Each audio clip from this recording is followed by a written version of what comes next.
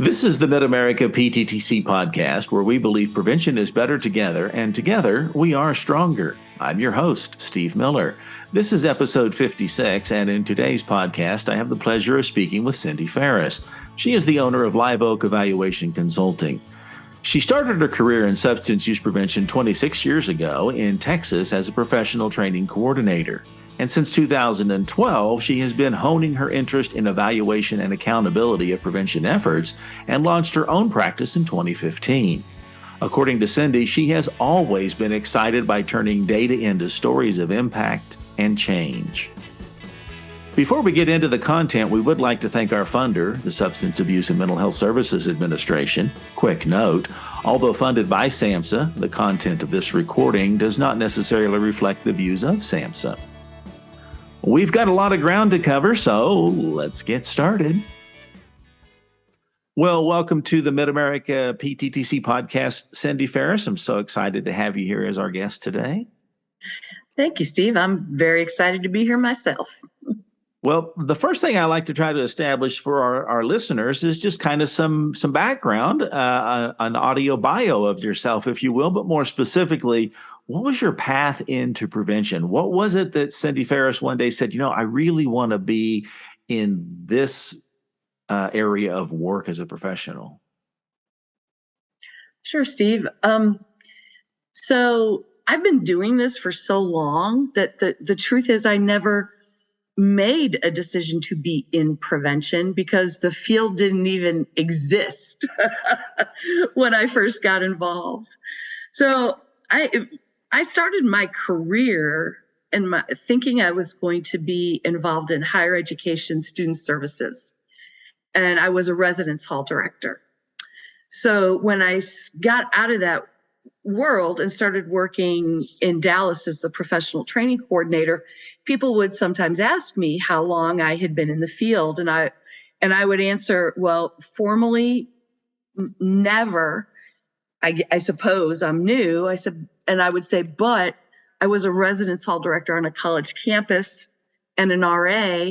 So in many ways, I've been doing prevention and intervention for, the 10 years prior to, starting in that role. Because of course, college campuses are their own beast, but one of the things they're most famous for is a lot of drinking and partying. And I was the one who was always there when they got home and, dealt with the day to day. So, it's been very interesting being, I've loved it. So that's the truth is I've loved it. And so I've just kept doing it. And I've had a lot of different roles and it's been fascinating to watch the field develop. And I respect and appreciate that I've had sometimes an opportunity to help influence that. Yeah, often I find people will say, I don't know how I got into this work. It just seemed like it appeared. And then there's others that are like, oh, I knew very specifically that I wanted to make a difference in that area. And they gravitated towards this kind of work. But it's almost like it's kind of a mission for people that are attached in some way or another to doing drug and alcohol prevention work, or even, once you get into maybe even treatment and recovery. But it's kind of like a personal mission, if you will.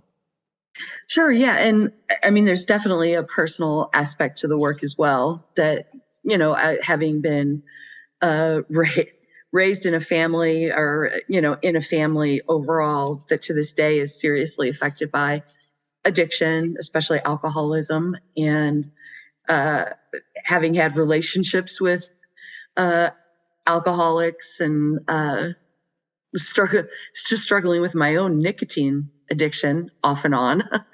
I am very interested and committed to this field. Well, we're glad you're here. And I'm really glad that we're going to have this conversation about a specific subject matter today. The episode title is Ask the Evaluator. And, I facilitate the SAPS training, and we always ask the question, how many of you like evaluation? And you get a lot of hands that go way up in the air, and you get a lot of hands that are kind of like, and then you get a lot of people that kind of check their phone and file their nails because it's like, I don't want to talk about this. And so it kind of runs the gamut. And I know that you're at the end of the spectrum where data collection, evaluation is really something that's exciting for you. So I thought maybe let's just break it down and start with kind of the basic question that maybe people aren't asking when they kind of push away from evaluation is, why is it so important in this work we're doing? Why is it so important? Why is it imperative that we think about this evaluation process? Well, I think you used a critical word there that a lot of people don't use is process. So that's why, and that's part of why it is so important, is evaluation is a process. It's not a single event. And I think a lot of people tend to associate, they hear evaluation and they think research, statistics, math that I hate. And really it's so important because it isn't just that. It's the process of learning. So it starts with problem solving. It starts with, yes, there's one question we hate to ask: what do I need to measure in this, right? So we can say beginning and end and what's the difference. But evaluators, as in my practice, I appreciate and want to and encourage that I play a role in doing the initial problem solving part, so that as things are being designed and decided on, I can help play a role in thinking through, well, what do we have or don't have that helps prove this or shore it up? So evaluation helps with problem solving. It helps with a lot with accountability. So many times in our field, we make these wonderful plans and have action plans and things like that. And then, or we do this, we spend, 80 hours and 6 months designing this beautiful needs assessment. But then where does it go? In a drawer, or worse, in the round file, because it's like we've checked it off and we've kind of learned what we want to learn from it, and it just goes away. Whereas as an evaluator, or in the process of evaluation, we go back and say, what was that we learned? What did we decide? And now, how are we going to be accountable for that? Or if we're just going to say, here's the other thing, they're plans. So often in life, we think, well, it was a plan and I'm funded to do this plan, so I have to do it. And there's some sort of sense of guilt about, like, sometimes you just go another direction, or kind of get away from that plan. So there's an accountability to staying close to the plan. But as an evaluator, I can also help play a role in saying, here's why we decided to do something different.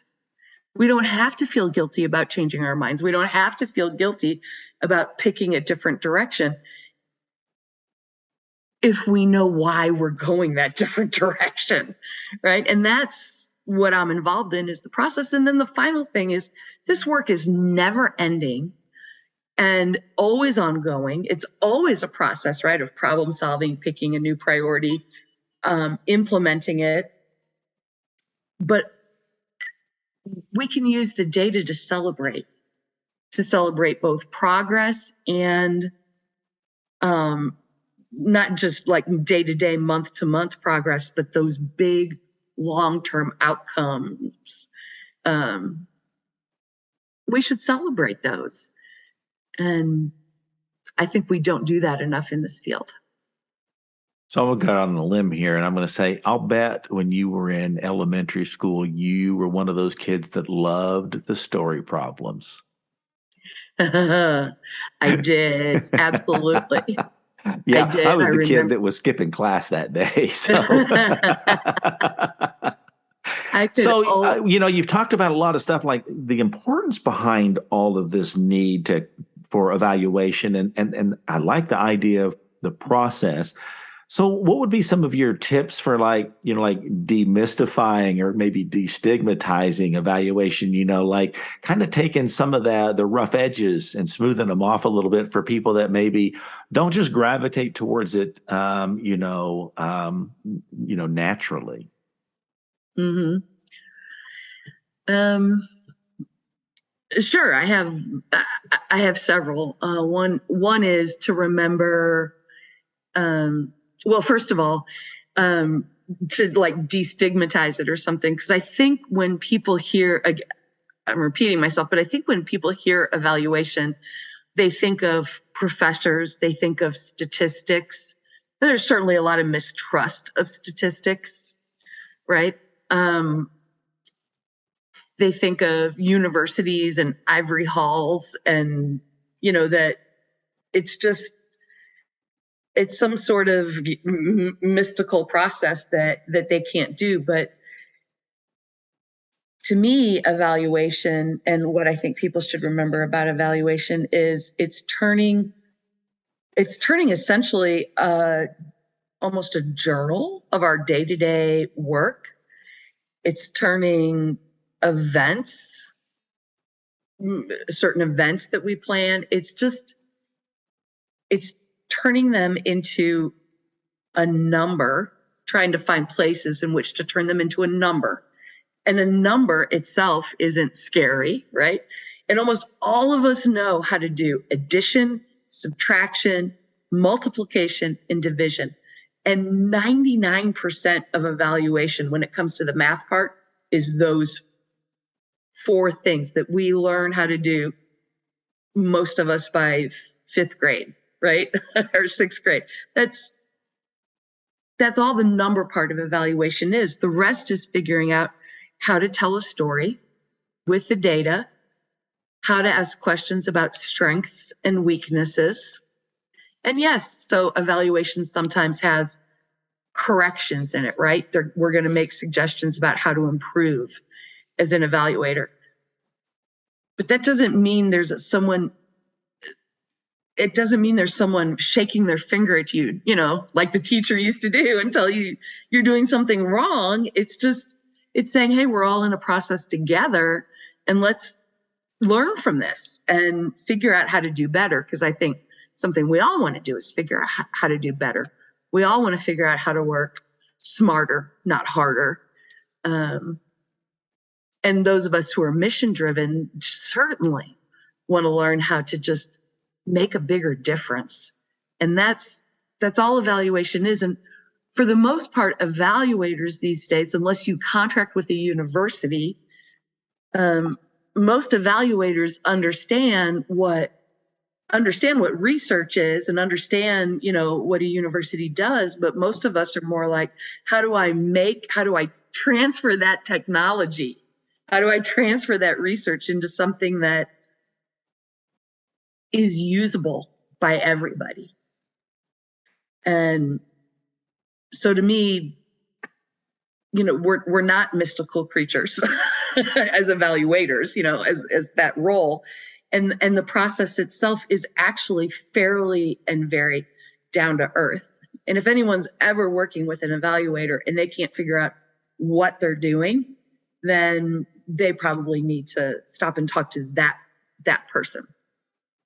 Well, that's interesting, because what I picked out of that is, and being someone that has learned to really appreciate the evaluation process, the more I'm involved with my career in prevention, is that notion of making it accessible. That an evaluator or evaluation is something that is accessible, that really, if you don't understand it, there are people that can help you to understand it. And by framing it as accessible, that really simplifies it. And I was in a training recently, and there was another evaluation person that was speaking, and it was one of those takeaways where I was like, never really broke it down to that before. I would say I'm a people person. That's just how I would describe myself. You're kind of a numbers person. Mm-hmm. Not that that's 100% absolute, but right. She said behind every data point is an actual person. And I was like, wow, I never really broke it down like that before, because that really illustrates the significance of the evaluation process. We think 4 out of 5, 30%, is how we think of it. But underneath all of those statistics or those percentages is an actual person. And I was like, wow, that really brought evaluation even more accessible to me, if that makes sense. Right. Exactly. there's always a story behind there. And, our work, especially if we're in prevention in terms of coalition work, our work is to change population level, right? People, we get a reputation as thinking big and so my master's is in counseling, community counseling, but nonetheless counseling. I went to school with LPC people. And so I sometimes, people say, well, you're a counselor, so shouldn't you be able to sit and listen to people? Well, I never was interested in just sitting and listening to someone. I have to admit, I'm a counselor of population health, right? I don't have a lot of patience for the one-on-one problems, but you're hitting on something that's incredibly true, which is it all comes back to individuals and their individual story and trying to set the context for our communities influencing individuals in a healthy way. And that's a particularly difficult thing to evaluate because all change is individual. There's an individual behind every story. And so much of our work, as I work on my doctoral degree, I was looking at how do we influence the stigma related to mental health at a community level, and how do we measure that? And so one of the papers I was reading was saying we will never get away from measuring attitudes and behaviors at the individual level, because in the end, it's all about individuals. So now that really turns you on for me. For me, I'm just kind of like, oh man, that makes it really hard because how do I access that many people? But for you, it really clicks that's why it's important, because it's those individual stories. Yes, and that's it. So, never knowing who might be the receiving end of this conversation, people that may love evaluation and that process, and others that, are learning about how to embrace it. Do you have a toolbox with, 2 or 3 tools, maybe their websites or a book or something along those lines, tools that you might share with our audience so that they can hone their skills a little bit around the evaluation and data collection process? Sure. Well, assuming regardless that these are mostly prevention people who are listening, I think CADCA has some excellent things, especially their their series of booklets. The primers that have been out there forever, huh? The primers. Mm-hmm. Yes, I think the primers and the one on evaluation, I think those are excellent. And I think if you just want to focus on evaluation, I would say you need to do 2, the needs assessment primer and the evaluation primer, because the 2 are so closely related. You can't do one without the other. Broadly, one of my favorite places to go is the University of Kansas. I've been doing this a long time, and they've changed their names a couple times, but let me find their official name here. KU, Center for Community Health and Development. The KU Center for Community Health and Development has developed the Community Toolbox. And the Community Toolbox is a repository of resources for all elements of community level work, coalition work, problem solving. And of course, they have a lot of information on evaluation. They don't necessarily use the SPIF-SIG, the Strategic Prevention Framework outright, but anyone who's familiar with the Strategic Prevention Framework would recognize the categories of information that they're using in the Community Toolbox. It's a free resource, and some of the best and most noted people in the field have contributed to its creation. Their website is ctb, Community Toolbox, ctb.ku.edu. So those are my two favorite places to go or go back to when I'm just trying to get back to basics. I think I don't have a particular book. And Steve, you and I could work on putting a couple together, but any books that are about creating change, or that are about being a leader in business would actually help you embrace evaluation. I know may seem a bit weird, but I would suggest not going at it so directly. Don't go out and buy a statistics book. Don't go back out and buy Evaluation for Dummies necessarily. If you're really trying to embrace it, then what we really have to embrace is the concept of continuous learning and change. Well, that's what, as we've been talking, what's kind of threaded through this, and I think you've mentioned this a few times, is about telling a story. And for me, that's the way that I've really come to really embrace the evaluation process, and it sounds like you do as well, is that in the end, we're telling a story of change in our community or how we're working towards making that story for change possible in our community. But then it also, beyond that, I'm assuming that we can take that story then and we can use that for future sustainability or funding practices. But is that oversimplifying it to say that in the end, really data and evaluation are kind of like you're telling a story? That's exactly what it is. I love nothing more than when some of my clients take some of the initial data I present them with and ask me to help them understand it, or ask me to dive deeper on it, or ask me to transform, not lie about what the data is. That's one of the joys of data. Data is data. But how they actually work with me to want to transform it in a way that tells the story better and makes it accessible to people, so they can both go for funding or look for additional community support, because they can present their story in a way that's both that's credible and full of heart, in a way that touches people to want to engage with them.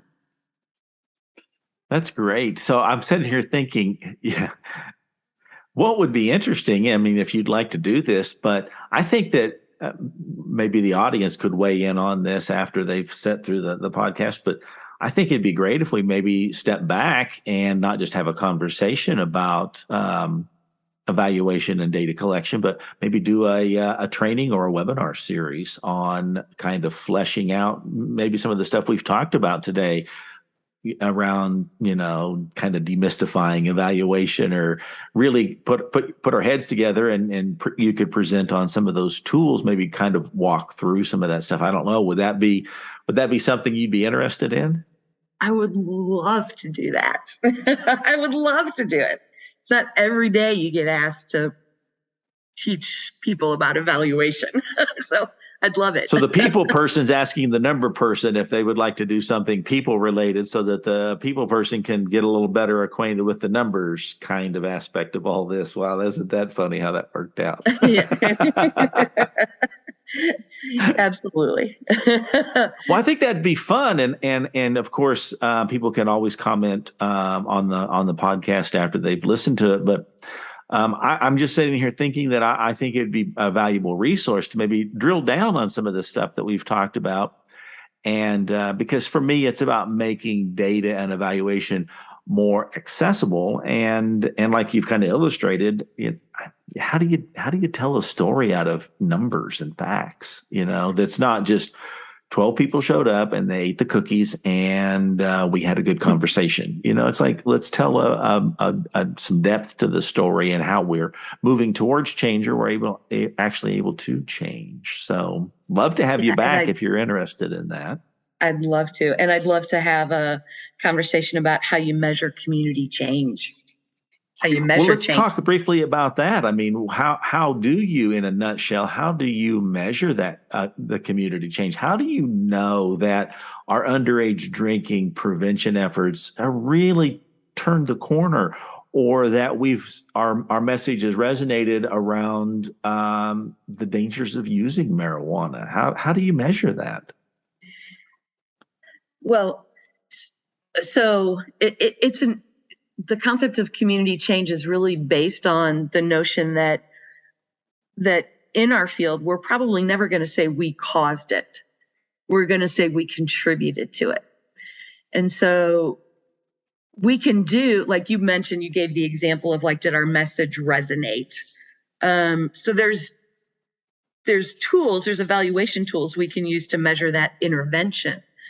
But as part of the change story, we would document like the number, how we went, the comprehensiveness of our audience, like how many people did we really reach, but not just how many people overall, but how many different ways, how many different channels did we use, how many times did we repeat the message, and was the message new, or did we fine tune it as we went, or did we just keep using the same message over and over? So its length of time, it's spread across our target audience. It's related to, was it an information strategy, or was it one of our, what we call environmental strategies? How long did the change last? So a great example is tobacco. Always the day that they, or when we started banning smoking in workplaces, that didn't just change everything right away. It took years, but it took other interventions. But we can all recognize that the intervention designed that got smoking out of workplaces was a major step forward in reducing tobacco use in our country. So it's keeping track of all those changes we make and considering how long they last, the quality of them from individual to environmental, and how many people in the community the intervention reached, is the sort of science-based way. And again, it's counting and rating, and then those pieces are put together in a story. So that's it in a nutshell. Well, I can already tell we're going to have you back. We're going to flesh out these and more topics around data collection and evaluation. Before we get away, though, I want to make sure, I asked a lot of questions. Is there a resource or a parting thought that you have that you would want to leave the audience with?